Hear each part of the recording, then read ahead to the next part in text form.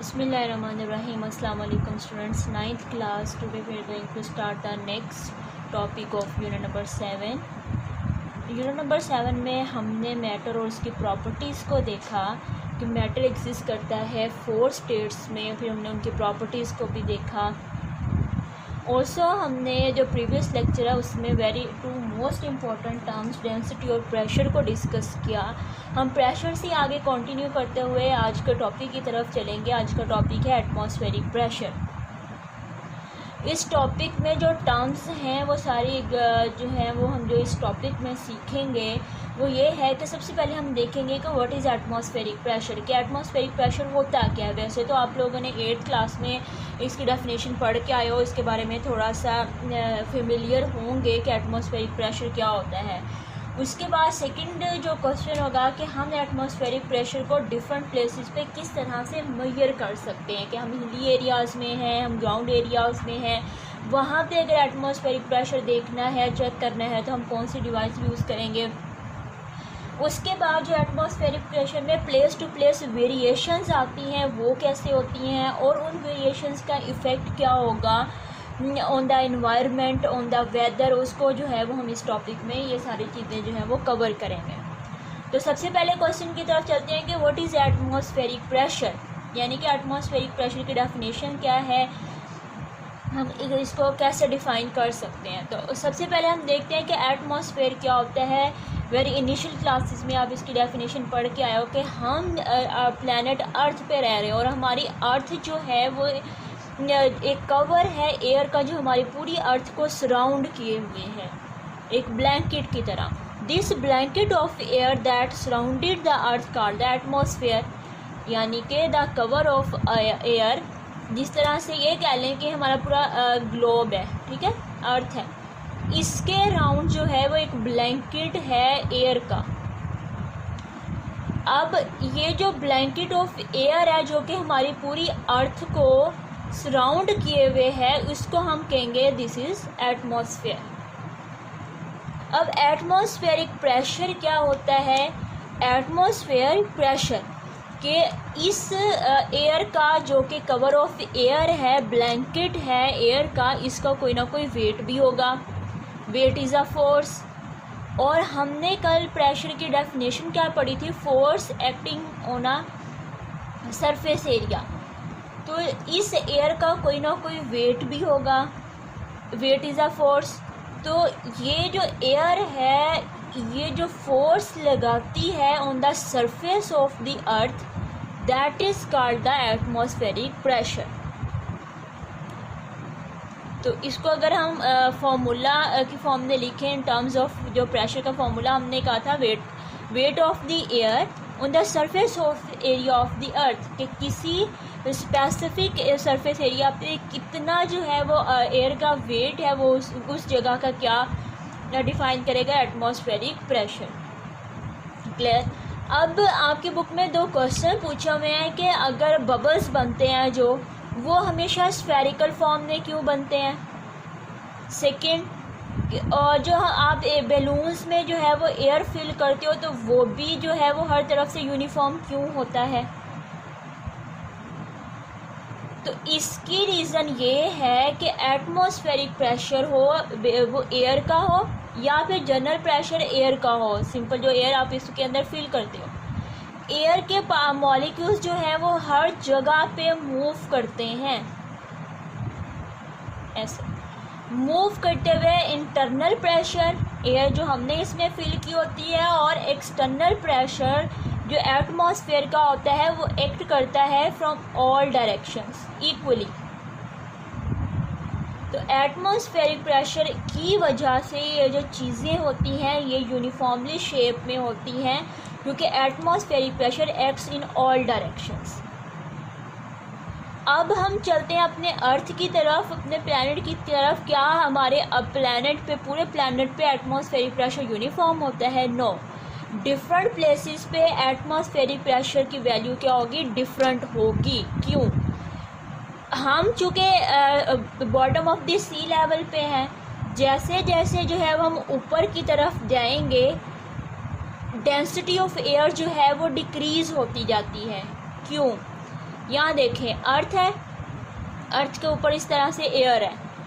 अब अर्थ की ग्रेविटी की वजह से ये एयर जो है वो अट्रैक्टेड है टूवर्ड्स द अर्थ, यानी कि सारी की सारी अर्थ जो है वो मूव कर रही है टूवर्ड्स द अर्थ डाउनवर्ड। जैसे हम अर्थ सरफेस से ऊपर की तरफ जाते हैं तो इस जगह पे कह लें यहाँ पे एयर की डेंसिटी बहुत कम है, यानी कि वेट ऑफ द एयर यहाँ पे बहुत कम है। तो वेट एयर का कम होगा यानी फोर्स कम होगी। तो हमने कल पढ़ा था कि फोर्स और प्रेशर का डायरेक्ट रिलेशन है, जितनी फोर्स कम होती जाएगी प्रेशर भी क्या होता जाएगा, कम होता जाएगा। कम डेंस एयर, कम फोर्स ऑफ एयर, और प्रेशर भी क्या होगा, कम होगा। कि जैसे जैसे हम अर्थ की सरफेस से ऊपर की तरफ जाते जाएंगे एटमॉस्फेरिक प्रेशर जो है कम होता जाएगा, because the at that surface density of air decreases and the atmospheric pressure also decreases. और अब आपकी बुक में एक एक्सपेरिमेंट किया हुआ है एटमॉस्फेरिक प्रेशर का कि difference of the atmospheric pressure जो है वो क्या रोल प्ले करते हैं। उसके लिए उन्होंने कहा है कि ऐसे करें कि एक टिन लें और इस तरह से बंद किया हुआ, इधर एक कैप है यानी कि एक होल है, इसके अंदर आप ऐसे करें कि इसके अंदर थोड़ा सा गर्म पानी डाल के थोड़ा सा इसको जो है वो हीट करना शुरू कर दें। जैसे आप इसको हीट अप करोगे पानी जो है वो बॉयल होगा, पानी बॉयल होगा तो इसके जो है वेपर्स बनेंगे और ये हीट जो स्टीम बनती जाएगी और ये जो है वो पूरे टिन को कवर करती जाएगी। अब इतना गर्म करना है कि ये स्टीम जो है वो इस होल में से बाहर आना शुरू हो जाए। अंदर देखें जो मैटर की स्टेट थी लिक्विड वो कन्वर्ट हो रही है गैस में, गैस के मॉलिक्यूल्स जो हैं वो मूव करना शुरू हो गए वन प्लेस टू अनदर और यहाँ से बाहर आना शुरू हो गए। जैसे ही बाहर आना शुरू होंगे फ्लेम ऑफ कर दें और यहाँ से इसका कवर जो है वो लगा दें, यानी कि इसकी लिड लगा दें। लिड लगा के इसके ऊपर टैप वाटर जो है वो आप जो है ठंडा पानी फॉल करें इसके ऊपर। क्या होगा, जैसे ही इसका टिन का टेम्परेचर जो है वो कम होगा तो जो गैस के मॉलिक्यूल्स पूरे टिन को सराउंड किए हुए थे, हमने कहा था जो गैस होती है वो वॉल्यूम ऑक्यूपाई करती है पूरे कंटेनर का, जो मॉलिक्यूल जो है वो पूरे टिन में फैले हुए थे वो आहिस्ता आहिस्ता उनका टेम्परेचर एनर्जी कम होने की वजह से वो कंडेंस होकर वापस वाटर में कन्वर्ट होते जाएंगे। तो यहाँ से जगह क्या हो जाएगी, खाली हो जाएगी, इंटरनल प्रेशर कम होते जाएगा क्योंकि गैस के मॉलिक्यूल्स पहले प्रेशर एक्सर्ट कर रहे थे।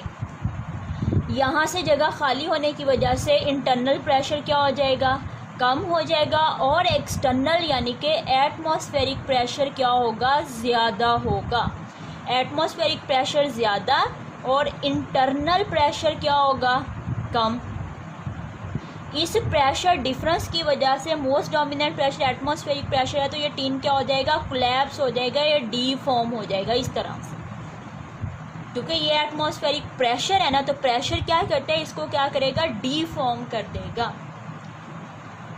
तो एटमॉस्फेरिक प्रेशर में डिफरेंस इंटरनल और एक्सटर्नल के डिफरेंस की वजह से क्या होते हैं, चीज़ें जो हैं वो कोलैप्स कर जाती हैं, डीफॉर्म हो जाती हैं। तो इस एक्टिविटी से ये हमने कंक्लूजन निकाला कि जो एटमॉस्फेरिक प्रेशर होता है वो एक्ट करता है इन ऑल डायरेक्शन, वो एटमॉस्फेयर का प्रेशर हो या फिर अगर हम गैस के मॉलिक्यूल्स को किसी जगह पे फिल कर दें वो भी अगर जो प्रेशर एक्सर्ट करते हैं वो भी हर जगह पे इक्वली प्रेशर जो है वो एक्सर्ट करते हैं।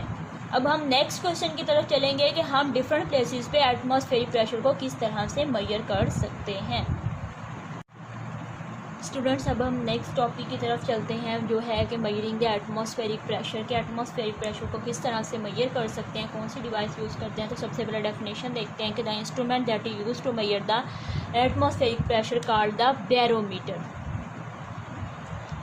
तो बैरोमीटर को यूज़ करते हुए हम डिफरेंट प्लेसेस पे एटमॉस्फेरिक प्रेशर की वैल्यू को मेजर कर सकते हैं। तो एक मेजर्ड वैल्यू है by using the barometer at the sea level के at sea level atmospheric pressure जो होता है वो 101,300 पास्कल होता है और पास्कल इक्वल होता है न्यूटन पर मीटर स्क्वायर के। तो ये वैल्यू जो है वो न्यूटन पर मीटर स्क्वायर के भी इक्वल होगी। अब इस सी लेवल से ऊपर या सी लेवल से हम नीचे जाएंगे तो एटमॉस्फेरिक प्रेशर की वैल्यूज़ भी डिक्रीज़ और इंक्रीज़ होंगी, यानी कि वेरी करेंगी। उस वेरिएशन को मेजर करने के लिए हमने एक मर्करी बैरोमीटर यूज़ करते हैं। तो मर्करी बैरोमीटर का स्ट्रक्चर देखते हैं कि ये होता कैसा है। कि मर्करी बैरोमीटर कंसिस्ट करता है एक मर्करी ट्यूब पे, जिसका वन एंड क्लोज होता है और सेकेंड एंड जो होता है वो डिप होता है इन द मर्करी ट्रफ, और उसके साथ जो है वो हमने एक मीटर रॉड लगाई होती है जो कि 100 सेंटीमीटर या फिर 1 मीटर के इक्वल होती है। इस मर्करी कूलम की जो हाइट होती है वो 1 मीटर होती है। अब क्या होगा, जैसे जैसे एटमॉस्फेरिक प्रेशर वेरी करेगा वो वेरिएशन हमें नज़र आएगी इस मर्करी कॉलम में वेरिएशंस के मर्करी की हाइट कम या ज़्यादा होगी इन दिस मर्करी ट्यूब। और जो ये 101,300 पास्कल मेजर किया गया है एट सी लेवल, इस हाइट पे जो मर्करी की हाइट होती है इस ट्यूब में वो 76 सेंटीमीटर होती है। ये जो कैलकुलेशन सारी की जाती है जिसके रिजल्ट निकाला कि at sea level the height of the mercury column is 76 centimetre which is equals to 101,300 pascal. और जब फिर ये एटमॉस्फेरिक प्रेशर वेरी करेगा तो height of the mercury column भी वेरी करेगी। उस लिहाज से कैलकुलेशंस करते हुए हम एटमॉस्फेरिक प्रेशर को हम मेजर कर सकते हैं। अब एक क्वेश्चन अराइज होता है कि हम मर्करी बैरोमीटर ही क्यों यूज़ करते हैं, हम वाटर क्यों नहीं यूज़ कर सकते हैं, water is also a liquid. तो ये आपके पेपर में क्वेश्चन भी आता है, एक्सरसाइज का भी क्वेश्चन है कि why water barometer can not be use to measure the atmospheric pressure.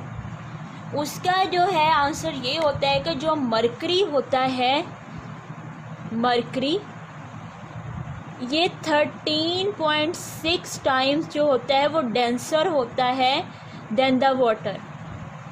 Denser की हमने डेंसिटी की डेफिनेशन क्या पढ़ी थी कि कितना डेंस है, कितना हैवी है। अब जब इसकी डेंसिटी ज़्यादा है तो with the variation of atmospheric pressure ये height of the mercury column जो है वो स्लो राइज या फिर फॉल करेगी। लेकिन वाटर जो है वो 13.6 टाइम्स लाइटर है देन द मर्करी, तो ज़रा सा चेंज आएगा एटमॉस्फेरिक प्रेशर में तो वाटर जो है वो बहुत तेज़ी से जो है वो, अगर for example atmospheric pressure increase हो रहा है तो वाटर का लेवल भी बहुत तेज़ी से राइज करेगा। तो यहाँ पे हम जो बैरोमीटर यूज़ कर रहे हैं उसकी हाइट जो है वो ओनली 1 मीटर है, 1 मीटर, और 76 सेंटीमीटर पे, या फिर अगर मीटर्स में देखें तो 0.76 मीटर पे जो है वो 1 मीटर का बैरोमीटर हम यूज़ कर रहे हैं। लेकिन जो वाटर है वो 13.6 टाइम ज़्यादा वो राइज या फॉल करेगा, तो 0.76 मल्टीप्लाई बाय 13.6 करें, यानी कि डेंसिटी इसकी 13.6 करें तो आपको 10.34 मीटर का बैरोमीटर यूज़ करना पड़ेगा इन केस ऑफ वाटर। कि अगर आप वाटर यूज़ करोगे बैरोमीटर में जो कि 13.6 टाइम जल्दी जो है वो राइज या फॉल करेगा एज़ कम्पेयर टू मर्करी, तो इस हाइट पे आपको 10.34 metre long water barometer use करना पड़ेगा। ये हाइट इतनी ज़्यादा होगी और आपके बैरोमीटर का साइज़ जो है बहुत ज़्यादा और बड़ा हो जाएगा। इसको कैरी करना, इसको बनाना ये हमारे लिए कॉस्टली भी होगा और मुश्किल भी होगा। इसलिए वाटर बैरोमीटर को यूज़ नहीं करते बिकॉज वाटर की डेंसिटी जो है वो मर्करी के कंपैरिजन में बहुत कम होती है, और इसलिए जो है वो इसकी राइज एंड फॉल यानी वेरिएशन जो है हाइट में जो है वो बहुत कम या ज़्यादा हो सकती है। इसलिए जो है हम वाटर बैरोमीटर यूज़ करने की बजाय हम मर्करी को यूज़ करते हैं ड्यू टू देयर डेंसिटीज़। समझ आ गई इसकी कि हम मेजर किस तरह करते हैं। अब नेक्स्ट क्वेश्चन की तरफ चलते हैं, वो है कि variation in the atmosphere. 9th class अब हम डिस्कस करेंगे last sub topic of this topic atmospheric pressure, कि how atmospheric pressure varies and what is the effect of these variations or any environment or any place. तो यहाँ पे सबसे पहले कि हाउ एटमॉस्फेरिक प्रेशर वेरीज, यहाँ पे 2 सिंपल पॉइंट्स हैं कि एटमॉस्फेरिक प्रेशर जो है वो जैसे जैसे हम जो है वो अर्थ सरफेस से या सी लेवल से अपवर्ड यानी कि ऊपर की तरफ जाएंगे तो एटमॉस्फेरिक प्रेशर डिक्रीज़ होगा। लेकिन जैसे ही हम टुवर्ड्स द अर्थ आएंगे तो वहाँ पे या टुवर्ड्स द सी लेवल होंगे, वहाँ पे एटमॉस्फेरिक प्रेशर अब इंक्रीज़ होगा हमें जो है वो यहाँ पे। इसकी रीज़न क्या होती है, जो मैं पहले भी जब हमने एटमॉस्फेरिक प्रेशर का पढ़ा था तो बताया था कि जो ब्लैंकेट ऑफ एयर है, due to earth's gravitational force जो है उसकी डायरेक्शन होती है टुवर्ड्स द अर्थ। एयर सारी जो है वो मूव करती है टुवर्ड्स द अर्थ और अर्थ को सराउंड करती है, और जैसे ही हम अर्थ से दूर होते जाएंगे, यहाँ अर्थ के अराउंड जो है यानी कि पास जो है वो एयर की डेंसिटी जो है वो बहुत ज़्यादा होगी, तो एयर का वेट भी ज़्यादा होगा, तो अर्थ की सरफेस के पास जो है वो एटमॉस्फेरिक प्रेशर ज़्यादा होगा। लेकिन अपवर्ड जैसे जैसे हम दूर जाते जाएंगे, वेट ऑफ द एयर जो है वो कम होता जाएगा, डेंसिटी ऑफ एयर कम होती जाएगी, क्योंकि ऊपर की तरफ जो है वो एयर कम होगी। एयर कम होगी तो प्रेशर भी क्या होगा, कम होगा। इसलिए हम जैसे ऊपर की तरफ मूव करेंगे, अपवर्ड मूव करेंगे, तो एटमॉस्फेरिक प्रेशर डिक्रीज़ करेगा, और डाउनवर्ड मूव करेंगे तो एटमॉस्फेरिक प्रेशर इंक्रीज़ होगा। अब एट द सी लेवल हमने पढ़ा है कि एटमॉस्फेरिक प्रेशर होता है 101,300 पास्कल। अब at the height of 30 kilometre, जो height of the mercury column in the barometer होती है वो 7 millimetre of mercury, which is equals to 1000 pascal होगा। यानी कि अगर हम इस हाइट से यहाँ से जो है वो 30 किलोमीटर तक दूर जाएं तो इतना चेंज जो है वो आएगा इसमें एटमॉस्फेरिक प्रेशर में। इसी तरह जैसे जैसे हम ऊपर की तरफ जाएंगे, बड़ी अभी हम यहाँ पे पास्कल पढ़े एटमॉस्फेरिक प्रेशर का यूनिट, लेकिन जब आप हाई क्लासेस में जाओगे, एफएससी में जाओगे, तो आप प्रेशर का यूनिट जो है वो मिलीमीटर्स ऑफ मर्करी पढ़ोगे, क्योंकि हम बैरोमीटर में height of the mercury coulomb को कंपेयर करते हुए जो है वो एटमॉस्फेरिक प्रेशर को डिटरमाइन करते हैं। तो आप इस जो है वो फिर इन यूनिट्स में जो है वो इनको जो है वो पढ़ोगे। नेक्स्ट आ जाता है आपका कि यहाँ पे आता है कि जहाँ पे जैसे जैसे हम दूर जाते जाएंगे एक एल्टीट्यूड पे, जहाँ पे नो एयर यानी कि कोई एयर मौजूद नहीं होगी, तो वहाँ पे एटमॉस्फेरिक प्रेशर भी ज़ीरो हो जाएगा। अब आ जाते हैं हम इफ़ेक्ट्स की तरफ के एटमॉस्फेरिक प्रेशर के वेरिएशंस के इफ़ेक्ट्स क्या होंगे कि एटमॉस्फेरिक प्रेशर अगर वेरी करता है तो क्लाइमेट में क्या चेंज आएगा, वेदर में क्या चेंज आएगा। तो अब इसकी सिंपल एग्जांपल पहले हम ये ले लें, वैक्यूम क्लीनर। सबने आपने देखा होगा कि कारपेट की जब सफाई करते हैं, वैक्यूम क्लीनर को हम ऑन करते हैं तो जितना भी डस्ट है, पार्टिकल्स हैं, वो सारे मूव करते हैं to inside the vacuum cleaner. वो क्यों होते हैं? अंदर वैक्यूम यानी कि नो एयर होती है, अंदर एटमॉस्फेरिक प्रेशर ना होने के बराबर होता है, और सराउंडिंग में एटमॉस्फेरिक प्रेशर बहुत ज़्यादा होता है। हमेशा चीज़ें हाई टू लो मूव करती हैं, हाई प्रेशर से लो की तरफ। तो ये जो बाहर हाई प्रेशर है उसकी वजह से जितने भी पार्टिकल्स हैं वो इनसाइड द जो क्लीनर है उसमें जो है वो मूव करेंगे। इस तरह से सफाई की जाती है। इसी तरह जब हम जूस को स्ट्रॉ से सक करते हैं, उसके पीछे भी यही फिनोमेना होता है कि हम सक करते हुए एयर को स्ट्रॉ जो है वो खाली हो जाता है, और एटमॉस्फेरिक प्रेशर की वजह से लिक्विड जो है वो मूव करता है towards the low pressure area. अब क्लाइमेट में कैसे चेंज आता है उसके भी यही है कि अगर किसी प्लेस पे हम फील कर रहे हैं कि ग्रेजुअल यानी कि थोड़ा थोड़ा जो है वो लो एटमॉस्फेरिक प्रेशर जो है वो लो हो रहा है, तो इसका मतलब है कि नियर बाय लोकेलिटी में एटमॉस्फेरिक प्रेशर जो है वो बहुत कम हो रहा है। तो हमारी तरफ पे एयर जिस प्लेस पे हम मेजर करें वहाँ से एयर मूव करेगी उस नियर बाय एरिया में जहाँ का प्रेशर जो है वो बहुत कम था।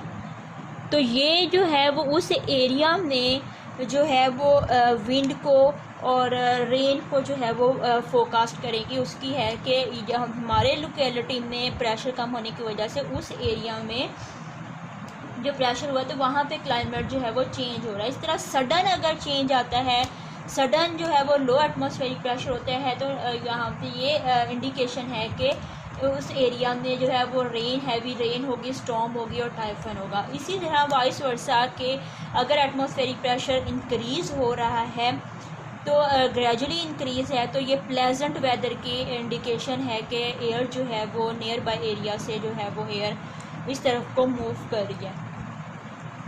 तो ये किस तरह से होता है मैंने एग्जांपल के साथ बताया है कि हमेशा चीज़ें जो है वो हाई से लो की तरफ मूव करती हैं कि अगर स्लो एटमॉस्फेरिक प्रेशर चेंज हो रहा है तो नियर बाई एरिया में जो है वो वहाँ पे एटमॉस्फेरिक प्रेशर बहुत कम होगा, एयर जो है वो इस तरफ से उस तरफ को मूव करते हुए वेदर को चेंज करेगी। एटमॉस्फेरिक प्रेशर कम या ज़्यादा होने से रेन्स होती हैं, स्टॉर्म्स हैं, टाइफन्स हैं, प्लेजेंट वेदर है, अनप्लेजेंट वेदर है, ये सारे का सारा जो है वो एटमॉस्फेरिक प्रेशर पे डिपेंड करता है कि वो इंक्रीज़ कर रहा है या डिक्रीज़ कर रहा है। तो ये आज का टॉपिक था जिसमें हमने एटमॉस्फेरिक प्रेशर को डिटेल से डिस्कस किया। एक दो डिवाइसेस किस तरह से वर्क करती हैं हमने उनको भी डिस्कस किया।